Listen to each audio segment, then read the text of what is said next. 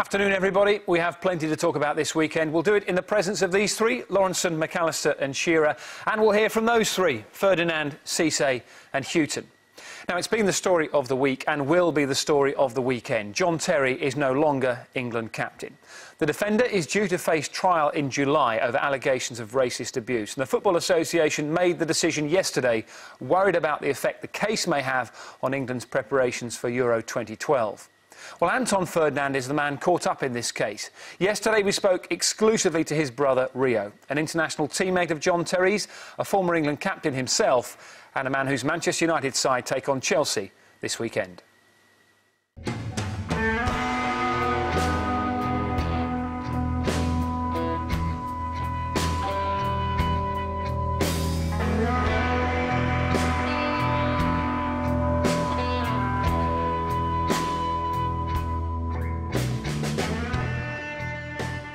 It's been quite a fun football season so far, Rio. Yeah, it has loads of ups and downs, loads of controversies. So yeah, it's the normal run-of-the-mill season. From where you were a few weeks ago, where you were behind Manchester City, what's the feeling in the camp that you're now level on points coming into, I suppose, the second half? It doesn't change, if I'm honest with you. As I said, we just go out there and play our own game. Everyone, as we all understand, they're going to talk about you're so many points behind and you've got to do this, you've got to do that. We've been here many times before. We know that we keep our own house in order and we keep playing, we keep focused and keep going forward to doing what the manager asks us to do. Then hopefully we'll get over the line first, and that's always been the case here. We never get into a panic or get too highly strung. Is it true that Darren Gibson can now have a all-you-can-eat free card at your restaurant after scoring the winner against Manchester City? Well, he's got to score an own goal against us first, and then we'll be all right. But no, he's he can get dessert then, can he? Yeah, he can have drinks as well then. But no, he's a great lad. It was good times there. He was a great member of the squad, and I'm sure he'd have been pleased about getting the goal against City. But yeah, it was just tongue in cheek really. And because the boss said that it was all part of the master plan. Yeah, well, the boss works in mysterious ways like that, so I believe him. Let's talk about Chelsea. The game last September, what do you remember about that? It was a real performance and result that kind of set the tone when you think to yourself, yep, we're setting in the right direction, definitely here.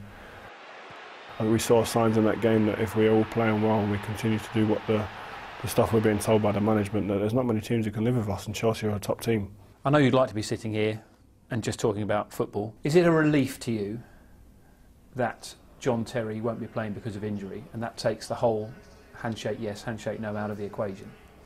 No, not really, I'll be honest with you. I couldn't care less if he played or not.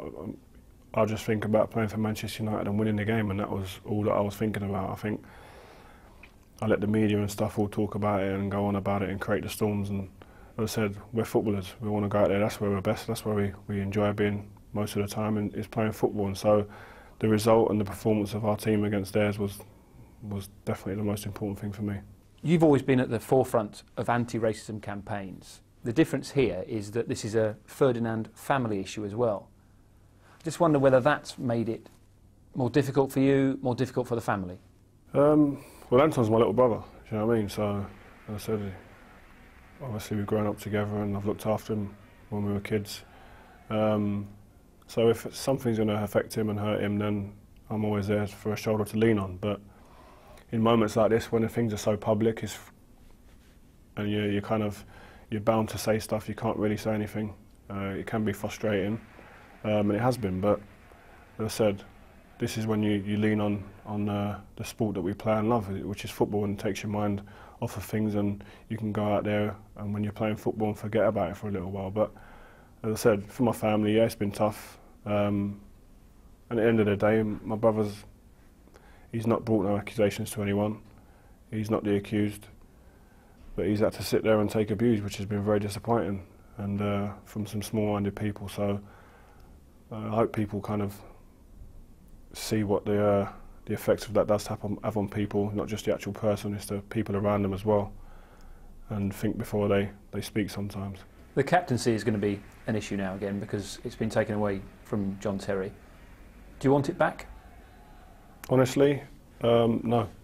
You genuinely don't want to be England captain again? No, I mean, I've been England captain before for a brief period. It was taken away from me, so I was just going to concentrate on playing for Manchester United. To be honest with you, I'm happy playing good football for Manchester United, and if I'm selected for the squad, then as usual, I'll be delighted. I've heard you speak quite passionately about the issue of racism in football and in sport in general. In your opinion, is it a better sport, less racist now than it was when you came into it? I don't know, man. It's a hard one. I'll be honest with you, I've felt like I've almost kind of been fooled a little bit over the years, because you look back to the days when John Barnes and all the guys were playing beforehand and all the stuff they were having to deal with, bananas on the pitch, etc. And I've always been someone who's championed our country for making great strides, and we have. But I thought it was that era was gone, and it just seems like it was just put to one side for a while, and now it seems to be coming out and is a little bit more prominent. But I hope it's just a group of small-minded people that are kind of making it newsworthy at the moment, and it'll be stamped out. But there's obviously still great strides to be made. Being so passionate about it, wouldn't you want to be captain and be a leader on that issue? I know I keep coming back to that statement, but you feel strongly about this. You could take a stand and say, yeah, here are the 3 lines, I'm the man leading the team, and this is where we're going. I don't need the armband to be a captain or to be a leader on the pitch. I think, as I said, at Man United we've got various leaders on the pitch, whoever wears the armband. Over the years it's always been the case. At England as well. And that's always been more documented, and I think just having the armband doesn't make you shout that much harder, organise that much more, or play harder. When you go to play for England, it doesn't matter who's the captain, doesn't matter who the manager is. I want to play for England. I'm English. Simple as that.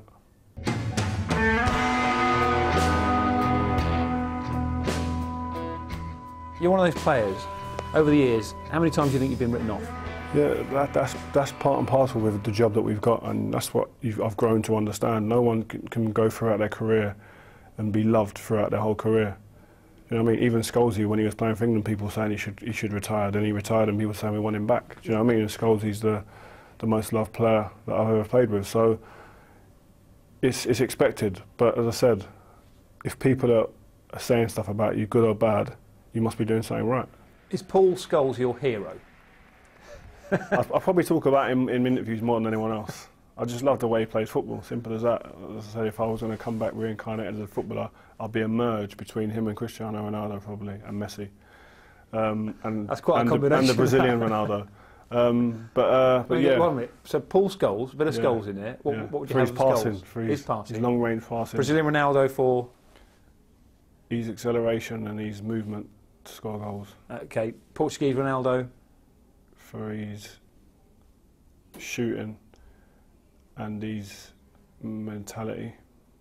And Messi for the his dribbling. mad skills. Dribbling. That would be a deadly quartet. I think he'd win Footballer of the Year for about 5 or 6 years on a bounce. And whose Barnet would you have? I mean, I know you're a man who takes great care in your appearance, so... I'll probably just go for this one, if I'm honest. No, I'm joking. Yeah, I would. You're genuinely serious about that? I wouldn't have Ronnie's haircut, and I wouldn't have Messi's, and I wouldn't have Scholesy's. So yeah, I'd have mine. And Ronaldo's one at the World Cup that time with a bit on the front. I wouldn't go for that. Okay. When it all comes to an end, football-wise, are you going to walk away? Are you going to do a bit of match of the day media stuff, or do you fancy coaching, management, that sort of business? I'll be honest with you. I'll wake up and. Any one of them, any day I could think about any one of them things you just mentioned there. I just don't know. I'm not sure. I feel I'll stay in football because I just love the game too much, I think, to walk away from it. But whether in what capacity, I don't know. Whether it be TV, whether it be management, coaching, I couldn't even tell you, to be honest with you now. You can always test yourself out on the Football Focus sofa if you fancy it. Yeah, I think we'd be a good combo if you fancy it. I think we could actually take over from the old fogies on a match of the day. You can't say that. You know how much trouble you'll get me with Lineker. No, I'm joking. But no, we could. I don't know, man. I'm not sure. I really haven't put too much thought into it, if I'm honest, because as I said, my whole thought is just about the next game coming up and stuff. I know it sounds boring, but it is. I wouldn't want to dwell too much on what I'm going to do next.